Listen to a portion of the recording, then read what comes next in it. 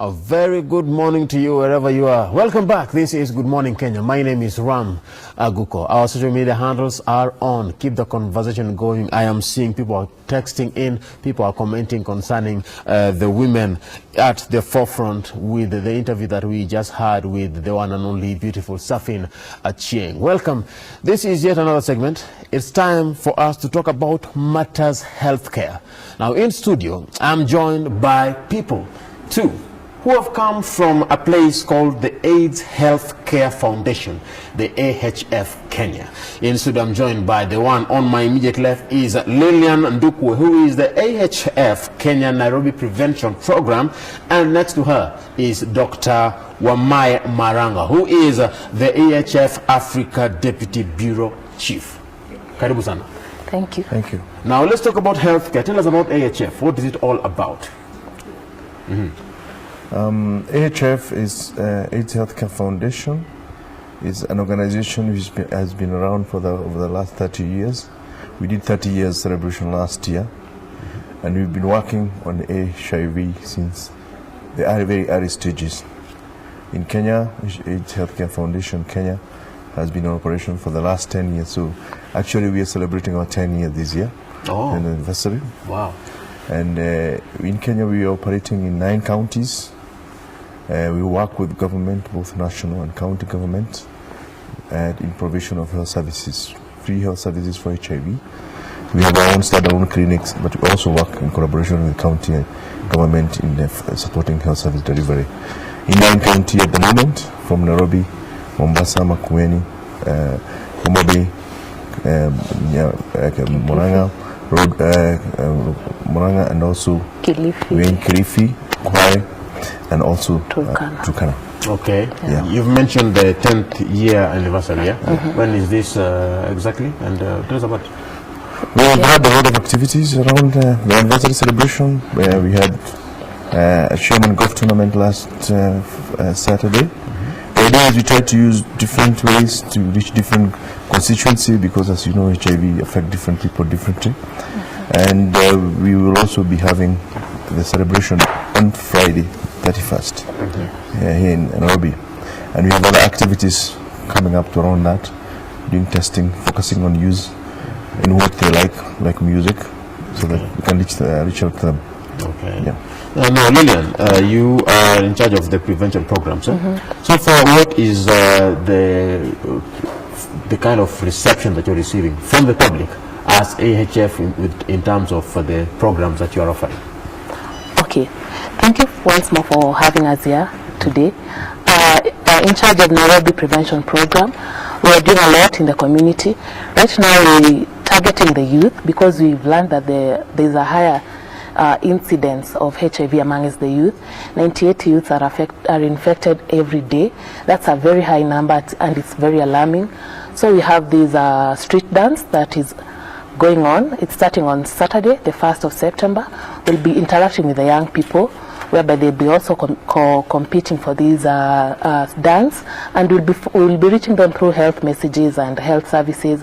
Amongst them will be the HIV testing, and also condom distribution, and making them get well informed about HIV. We also have these safe spaces where we target young girls. We give them a lot of information about HIV, so that they can make informed consent when they're making decisions. You know that at that early age, the infection rate is also high, especially in these young girls. And we have a package that is so comprehensive for these young people. That is prevention of HIV. Amongst them is this health message sharing, and also condom distribution, HIV testing and counseling, and also forming of health clubs in Nairobi and Kenya as a whole. Yes. Now, according to research, I found out that women are the ones who are facing considerably higher risk of HIV infections compared to their male counterparts. What makes them vulnerable, and why is this so? Yes, Dr. Adi. Yeah, it's true that vulnerability between men and women is different. Women tend to be more vulnerable, especially in the early ages. You find that if you look at HIV occurrence very young, it's the same for both boys and girls, but as from the age of 10, you see a big jump among girls. From the age of 10? Yeah, so, okay. And from around 14, by the time you reach the young age of 20, 24, it's almost double that one of men. Part of the reason is why this happened is that, of course, women and sexual debut tend to be earlier than men. But also we know that biologically, women are more vulnerable to HIV than men in terms of the possibility of getting an infection is not necessarily the same. Mm-hmm. So that's why one of the key strategies of preventing HIV is ensuring that you keep both boys and girls in school so that they can learn and stay, that possibly delay the onset of sexual debut as much as possible. Of course, you need to give them the information they require to be able to make the right choices to prevent themselves from getting infected, and also to know the consequences of having and engaging in early sexual intercourse. Yeah. Right. Yeah. Now, with the country Kenya being ranked as one of the highest countries having the epidemic, amongst also you have Mozambique and Uganda. Regardless, the country so far is having a very huge prevention success story, and the experience that we are having so far is the country experiencing the high rate of HIV infection, regardless of the kind of processes that we have been having, the campaigns that we have been having. Would you say that the awareness is concerning HIV is very much low?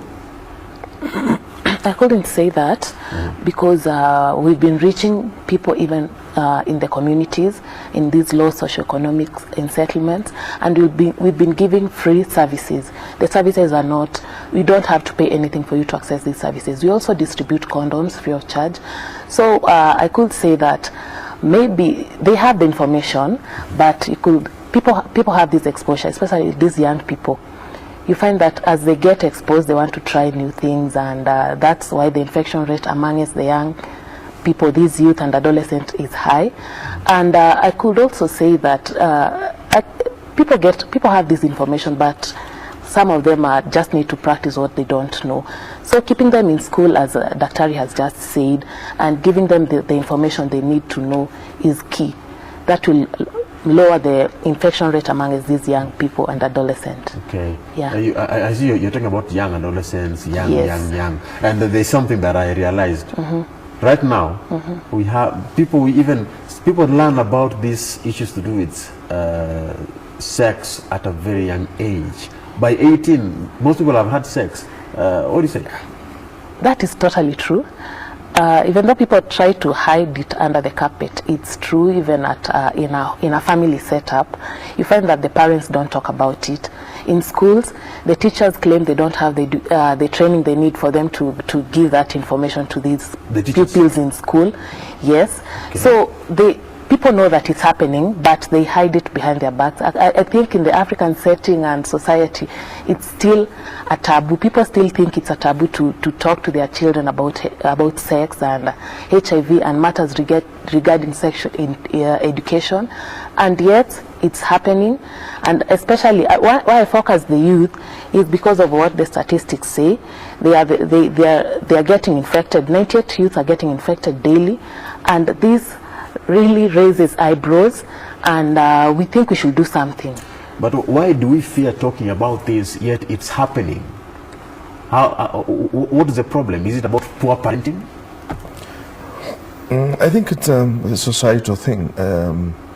We need possibility to see how we can, first of all, pass the necessary information which people need to know about their lives so they are able to make the right choices. Mm-hmm. I think at the age of between teenage and adolescent and youth, most of the time parental responsibility is supposed to be exercised in terms of ensuring that children get the information they need to get in the right way, in the right messaging, so that then they're able to make the right choices. But I think sometimes we leave this maybe to teachers or to others.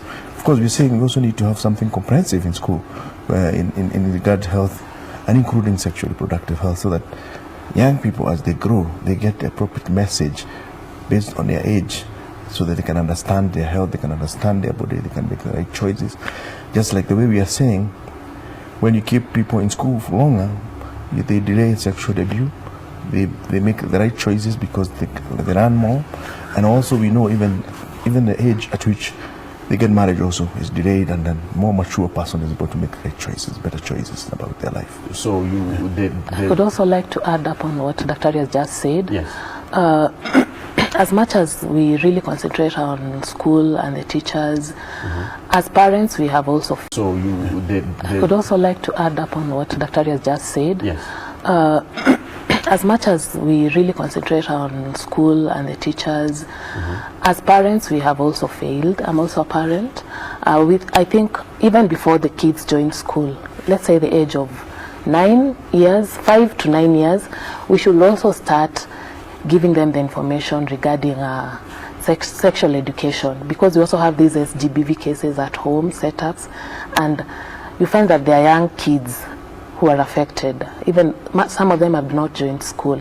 As they join school, it makes it easier for the teacher to focus more on this sex education in schools. So as parents, we are very busy making money and moving on with our careers and trying to get more money, yet we are forgetting our main, what you're supposed to be doing at home with the kids. We need to talk to them. As they get to the adolescent age, we need to be close to them. They need to tell us what is happening and what they are doing with their friends. But now, a parent at home might wonder, at what time should I start talking about it?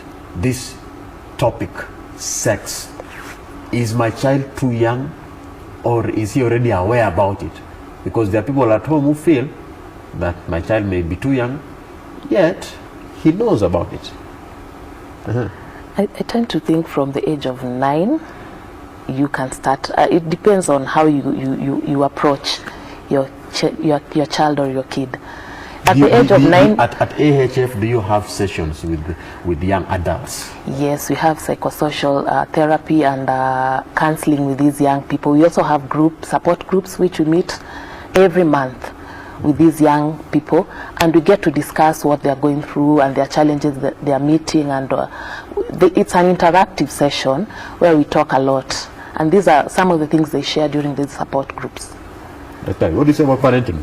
I think it's, as my colleague has said, there's need to pass age-appropriate messages as children grow. And you know, children are they ask a lot of questions about life, about health and all that kind of thing. And sometimes the questions, the answers they get are the easier one to get from their parents. But then as they grow, the age-appropriate messages need to be passed. They are also, let's say, like, you know, if you look at young kids, they're growing up to about the age of 6, 7. If you look at boys and girls, they have the same number of friends of boys and girls, if it's a boy. But as they start growing older, you find that a girl will tend to have more girls, and a boy will tend to have more boys. Already, they are feeling a bit different, even if you've not told them. So then it shows that even biologically, as they develop, these things are coming in. But then at what age do you start giving them that message so that they understand their bodies in a way that as they grow, it's not going to be something mysterious. So that then appropriately, they will take, and then you expose them. And in what form? The parental responsibility. The information should come from school. Other information come from the community, of course, also.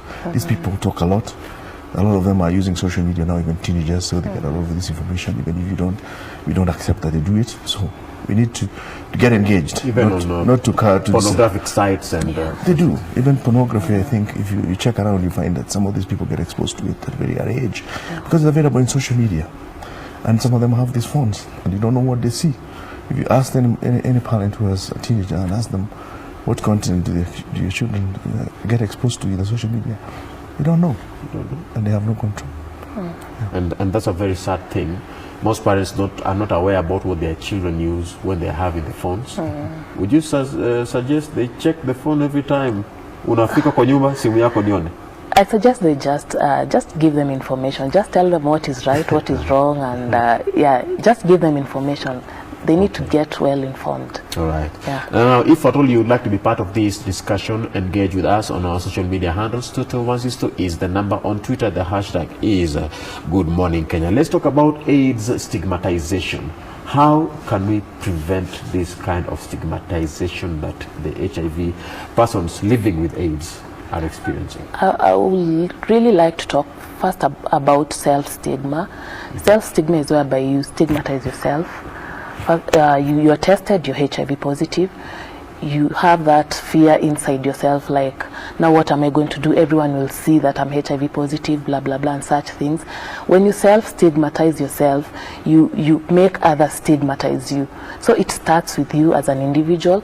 If you're HIV positive, get the treatment needed, and as you accept your status and as you live positively, the stigma around you will go down. Yeah, different from when you're self-stigmatizing yourself, you would take your medication, you would go for the services needed, the care and treatment you lack care and treatment from the facilities, because first of all you've not accepted your status, and everyone else will get to know now that you're sick and will use resources on you. You have to go to the hospital, you have to be admitted and such things. So everyone will know, apart from when you take medication and you follow the steps needed and you go for counseling and such things, self-stigma leads to the stigmatization from the other parties. But isn't it a fact that self-stigmatization is something that comes from the society, or is it something that comes from within? What makes someone to fear? When a VCT center, and then if the results delay, your heart beats so fast. Okay. Of course. Stigma is a very, very serious component when it comes to HIV and AIDS, because of course we know that people, because of what people hear, because of the way people assume that people get HIV, so there's that feeling that then, so what, if you have HIV, what does it mean? And stuff like that. But you see, what stigma does lead to is that it leads people, first of all, not seeking service when they need to, the right time, not seeking support. Remember, HIV is a long life illness, so you require a lot of psychosocial support from your family, from your peers and other people. But if you do not let them know what you have, they are not able to extend any support to you. And so what you normally find is that people come for testing late, when maybe they have AIDS, full-blown AIDS. When they started on treatment, they do not adhere because they want to hide their medication from their friends and relatives and stuff like that. And that leads to not getting virally suppressed, as we would say, because if you are well controlled, then you're virally suppressed, your viral load is very low and detectable, and your immunity is not in a way affected. So it's something which affects, as my colleague says, it affects the health-seeking behavior. It makes people come late. It also affects outcome, so that those people who are highly stigmatized, we tend to see that they get a bad outcome, right, in terms of not getting started on treatment, in terms of not adhering to their treatment, in terms of not getting virally suppressed. And we know also that this stigma also tend to go in certain populations. So maybe people who do transactional sex, people maybe who have sex, men who have sex with men, or people who inject drugs, and those are special populations which then keep off, because when you stigmatize, what do you do? You keep off from the rest of the people, so that you don't seek service. But then what is that to the community? You're still infected, so you are risked. You can also, infection can also be passed on to other people because you're keeping it to yourself. And that's what we're saying. Even as a community, when we have less stigma, we let people come out, people get tested, people get started on treatment, then we are more likely to have better control on HIV and see fewer new infections coming in place, because people will come out, people will get treated, people get started, people get controlled. Yeah, I'd also like to add up on what Dr. has just said. As in the early years, as people got to know about HIV, they had that bad picture of someone who's very thin and malnourished and such. So that picture needs to go away. We've been having these campaigns of anti-discrimination, stigma and discrimination.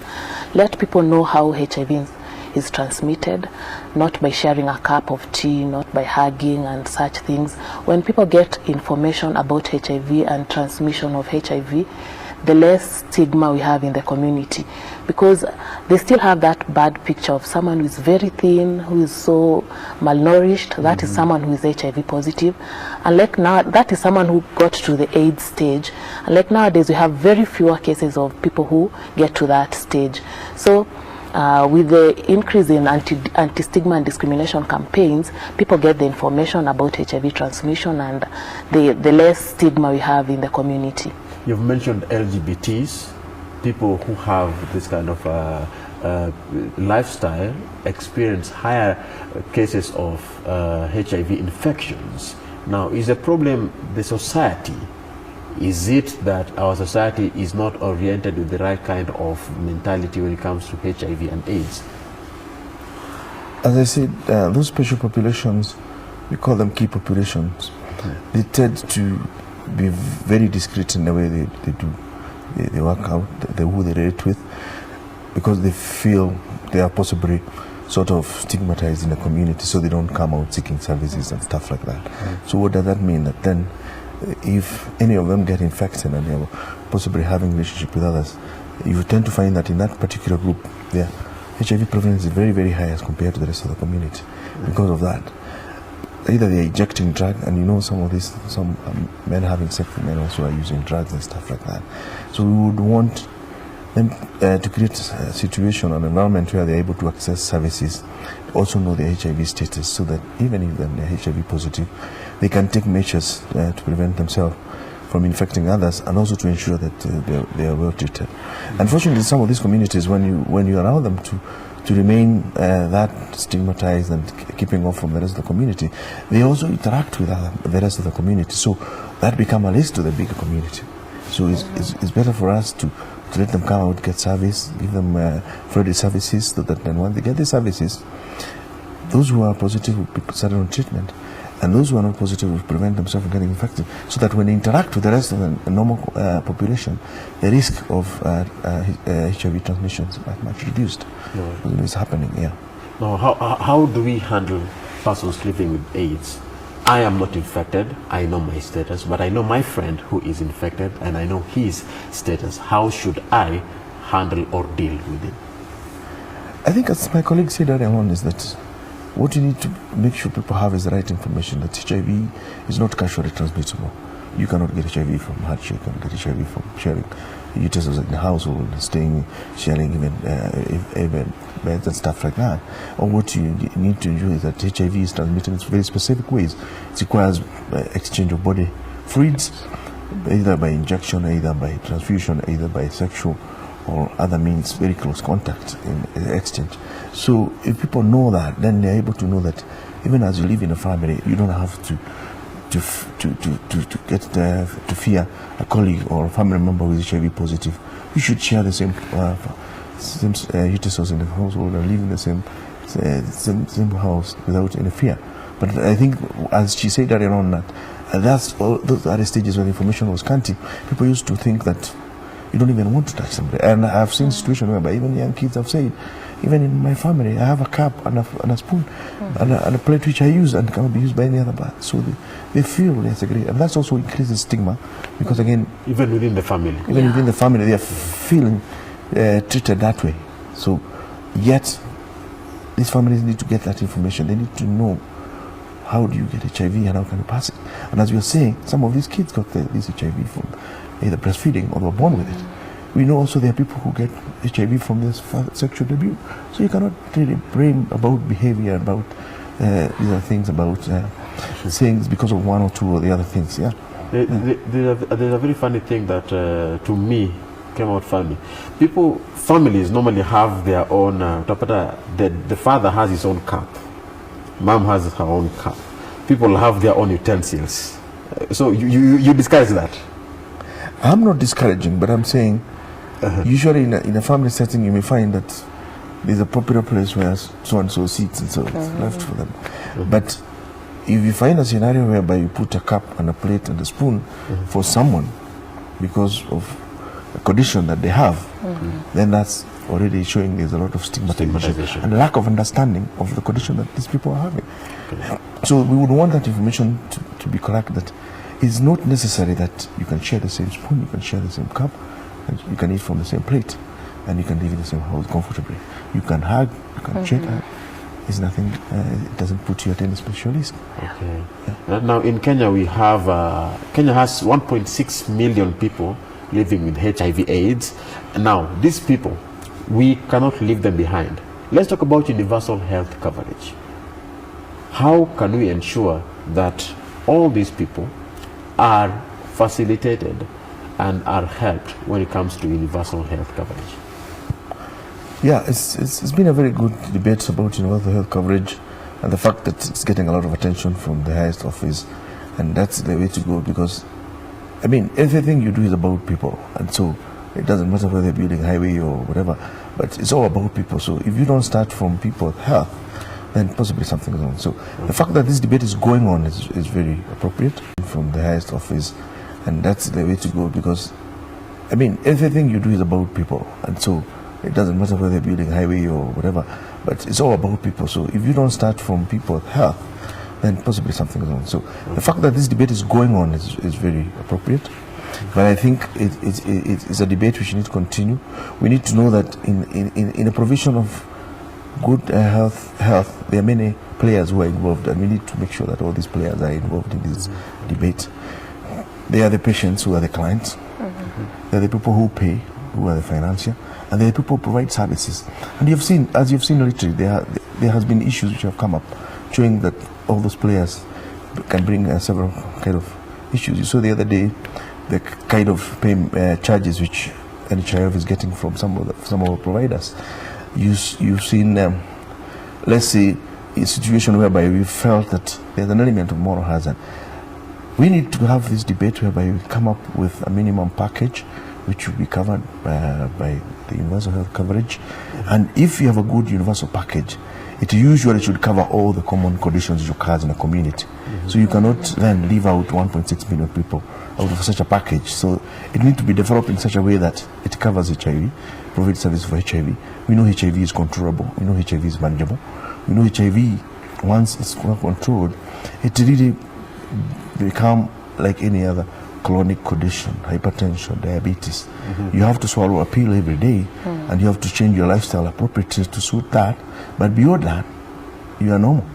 Now, the 1.6 million people that I've mentioned here, according to research, more than half of them, 53%, are unaware of their status. How can we increase awareness of this? Okay, more than half of these people are HIV positive, but they do not know their status. Yes. We increase awareness of HIV status by testing. We have community outreaches where we test individuals who are willing voluntarily. We don't force, and we encourage people to know their status. And what we're also doing right now is targeted testing. We don't just test anyhowly. We test someone according to the way they are supposed to be tested. Like for the general population, they're supposed to be tested once per year.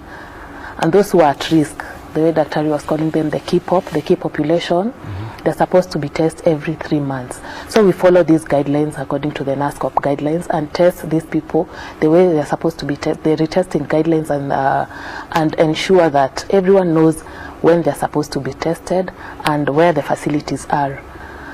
Yes. So when it comes to the universal health coverage, do we have the sufficient facilities to help in curbing HIV/AIDS?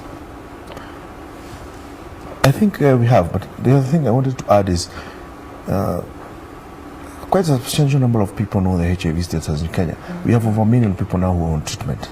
Yes. So, but we still have people who don't know their status. And we know we would want to reach every person who is HIV positive. What the government is trying to do through NASCOP and other entities involved is they're trying to really look and have specific ways of reaching those populations which possibly we feel have not come out in as large numbers as we would want to. And we know one of the big group is actually men. Men between the age of 24 and above. We know many of them don't know the HIV status, and we would want to encourage more of them to come out. There has been a lot of initiative by the government to make sure that people are provided with a lot of modalities in which they can know their status. You can go to a FCT, you can go to a facility. You now even have self-test kits which you can get out of your pharmacy and go and, some of them require just using a bit of saliva, others a bit of a prick, and you're able to know your HIV status. So all this is being provided so that then more and more people should know their status. And do you think people are responding well when it comes to all these provisions? I think the idea is people need to get that information that you can walk into a pharmacy and buy a self-test kit and go and test yourself. You can walk into any government facility and you get a HIV test, and these tests are available and they're free. Of course, if you go to a pharmacy, you may have to pay a small fee, but if you walk into a public facility, HIV testing is provided for free. Yeah. Now, Dr. Malanga, at one point, there is a tweet that you had posted on Twitter a while back, and you said, and I quote, "No one should die due to high cost of drugs," end of quote. Do you feel that the amount of money spent by the persons living with AIDS in order for them to acquire drugs, is it too expensive? To bring it in perspective, let's say like the HIV response in Kenya is predominantly funded by donors. Over 70% of the funds which are currently being used in providing HIV services in this country are coming from foreign countries. But we would want to reverse that. We would want to see more resources coming out, internal resources being used to that. Part of the reason why that a lot of people were not put on ARV at the beginning was because the so-called proprietary medicine, which were being used then before generic came, were very expensive. If for those who can remember some years back, maybe in the early 90s, the cost of antiretroviral medicine used to go in excess of $1,000 a month. You can imagine at today's rate how many people can afford that kind of. But of course, with the coming of generic, the price has really come down, and that's appropriate. But what we are saying is medicine should not come before profit should not come before patients. Patients should be able to access treatment.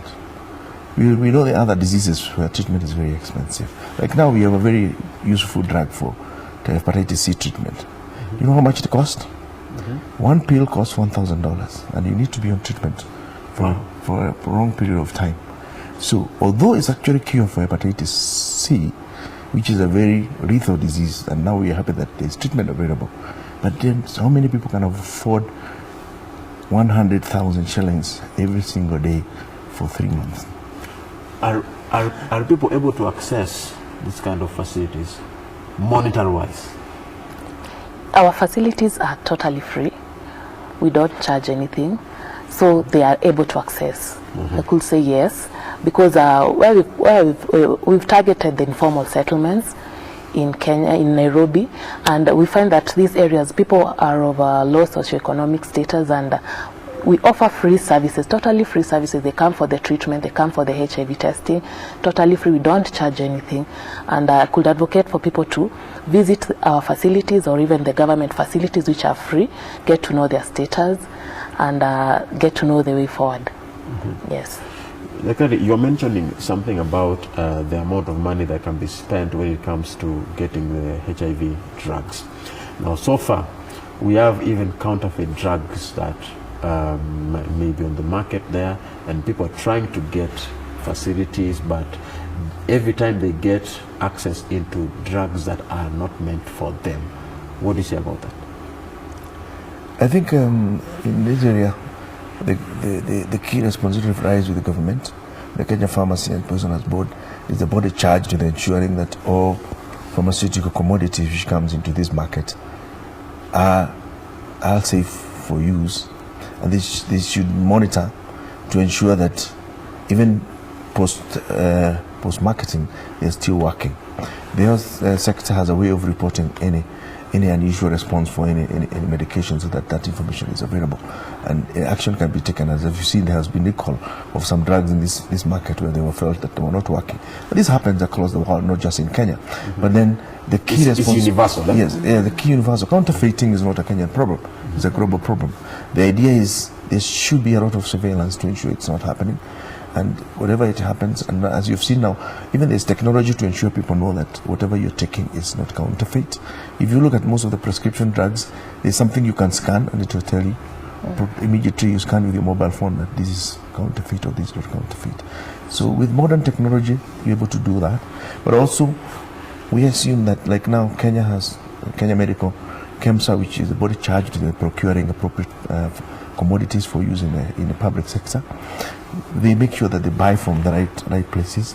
They are checked, they are monitored, and they're followed. But of course, we know there are private sector players, and sometimes, occasionally, counterfeit products can come in. So there has to be that. And I think Kenya Medical, Kenya Pharmacy and Poison Board is doing the best they can in a very difficult situation, trying to ensure that the products which are available are working. But we also charged in ensuring that whatever we take is safe. Don't buy drugs out of the back street. Go to the right pharmacy, go to the hospital where you can buy the right product. Ask any question you feel.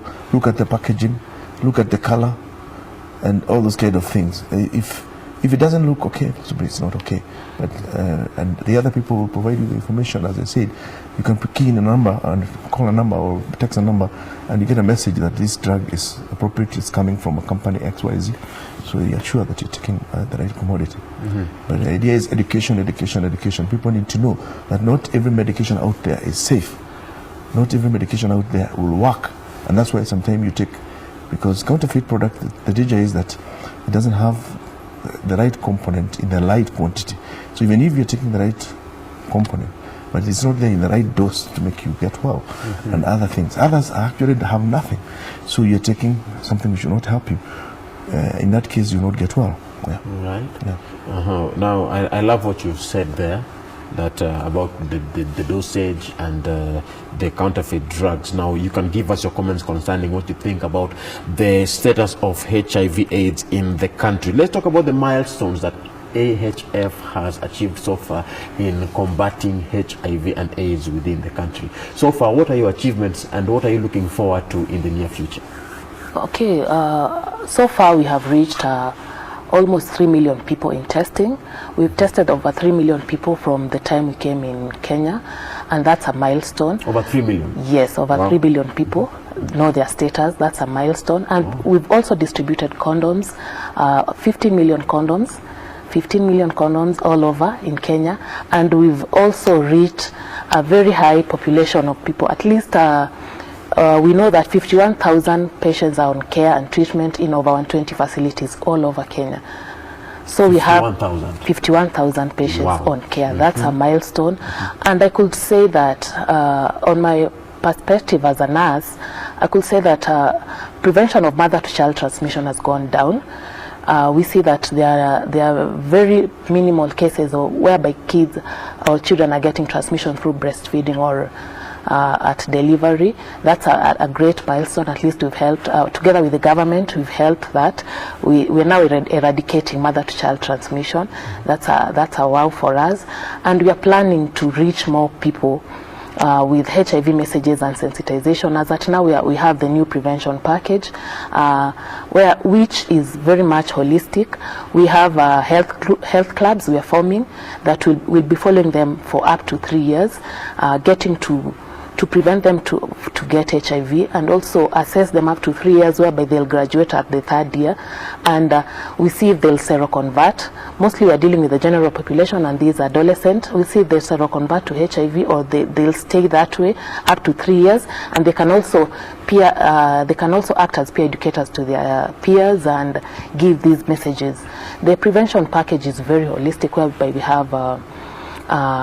we have menstrual hygiene, we have health messages, we have HIV testing and counseling, we have voluntary medical male circumcision, amongst others, whereby all these are targeted to gearing towards HIV prevention. Yes, those are among the things you're doing in Nairobi and in Kenya as a whole. Now, what are you looking forward to in the near future when it comes to hitting yet other milestones in the country? I think as an organization, we've made our commitment to ensure that HIV, we turn the tide against HIV. The commitment we have made as an organization is, we set years back and said we need to have 20 million people on ARV by 2020. And as an organization, we committed ourselves to put 1 million people on treatment. And I can tell you that At the moment, we're almost reaching 1 million people. We're almost 970,000 people on care. That's globally. Right. Because we feel that once we reach that level of people, out of the 36 million people who are HIV positive, then we will start seeing turning the tide against HIV. We think that we have the technology available at the moment can enable us to be able to turn the tide against HIV. Mm-hmm. But of course, we know there are many barriers which come in and make it not possible because new people are still getting infected. We say that we worried that among the adolescent and youth, we have seen an increase in the number of new infections. As you say, 90 people getting infected in Kenya every day. That's a huge number. Mm-hmm. We would want to turn that, but what you really need to do to be able to turn that is better understanding, being able to engage with this group, to be able to make them less vulnerable to infection. And we have what it takes to be able to turn this against HIV. It's possible, it's doable. We can make HIV become a chronic disease, it's actually a chronic disease like any other, which will not interfere how long somebody will live for so long as they adhere to the treatment. And then, once what we know is that treatment is also prevention. Once more people are on treatment, how long somebody will live for so long as they adhere to the treatment. And then, once what we know is that treatment is also prevention. Once more people are on treatment, then we'll find that that also ensures that fewer people get infected. So it's also helping in terms of in a bigger picture. Mm-hmm. Yeah. Now let's talk about what about the health covers? If you talk about NHIF and health covers that pertains to persons living with HIV/AIDS. I think in the cover which is going to be developed as the minimum package for universal health cover in these countries, it cannot exclude HIV. It needs to ensure that HIV is included. Mm-hmm. Things have changed quite a bit in even in the private insurance scenario over the last few 1 or 2 decades. Initially, none of those medical covers were covering HIV at all. Mm-hmm. But now we know they are covering, although with some limitations. Mm-hmm. But we are saying it should not be limited. It should be covered like any other disease, like any other chronic condition, maybe diabetes, hypertension, or cancer, the way they are covered. After all, this coverage is supposed to ensure that it provides those people, because not everybody will have HIV, not everybody will have cancer, but if we all have some form of cover, then it can cover for those few who have those specific conditions. I'll just like to add up on what Dr. has just said, that we have this thing called 90-90-90, whereby we have 90% of the population need to get tested and get to know their HIV status, then 90% linked to care, then 90% viral suppression. Among the numbers that you said, 1.6 million people who are HIV positive, only 1.1 are already on treatment. That's a very low number. Where are these other numbers? Where are these other people? As AHF, you're also planning to link these other numbers to care. Mm-hmm. As treatment is prevention. When they get to care, the viral suppression goes down, and transmission rate also goes down. Mm-hmm. So we are working towards also 90% linkage to care and treatment. All right. Yes. Thank you very much. That was Lilian Ndukwe, the AHF, that is the AIDS Healthcare Foundation Nairobi Prevention Program, and Dr. Wamae Malanga, the AHF Africa Deputy Bureau Chief. Thank you very much for coming. Thank you. It has been awesome having you in set. Okay. Discussing matters healthcare. It is Health Tuesday today, on Tuesday, that is the 28th of August 2018. My name is Ram Aguko. I would like to wind up the show and say, may God bless you as we keep the conversation going on our social media handles. 22162 is the number, starting with the word GMK. On social media platforms, hashtag Good Morning Kenya, at Ram Aguko, and at Surfing at Sheng. On behalf of everybody that ensured today's production was a success, God bless you. Have a good morning. See you tomorrow, 6 a.m. on the dot. Bye-bye.